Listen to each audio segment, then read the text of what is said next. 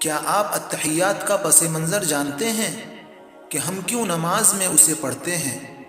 التحیات ایک بہت اہم دعا ہے جسے ہم اپنی روز کی نماز میں دہراتے ہیں۔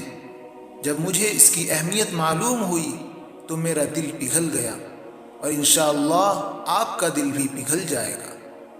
در حقیقت التحیات اس مکالمے کا ایک حصہ ہے جو دوران معراج اللہ رب العزت اور اس کے محبوب محمد صلی اللہ علیہ وسلم کے مابین ہوا۔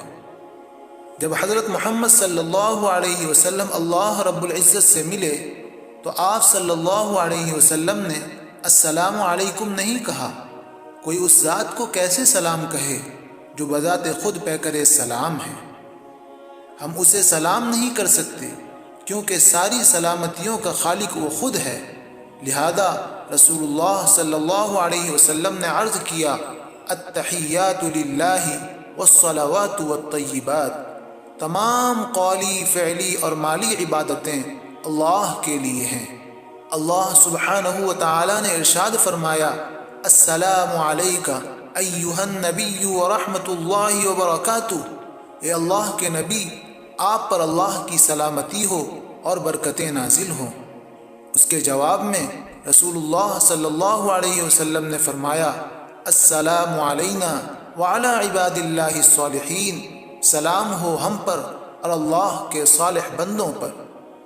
غور کرنے کی بات ہے کہ آپ صلی اللہ علیہ وسلم نے ہمیں بھی اس جواب میں شامل کیا کہ اللہ کے نبی صلی اللہ علیہ وسلم نے عباد اللہ الصالحین کہہ کر یہ ظاہر کر دیا کہ اللہ کے وہ تمام صالح بندے جو اللہ اور اس کے رسول پر ایمان رکھتے ہیں وہ بھی اس دعا میں شامل ہیں۔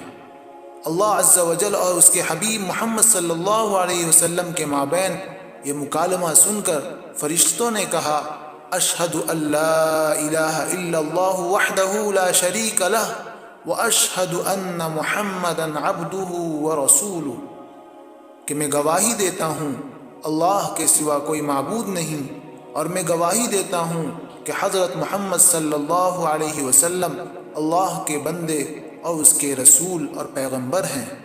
سبحان اللہ، کیا ہی خوبصورت مکالمہ ہے۔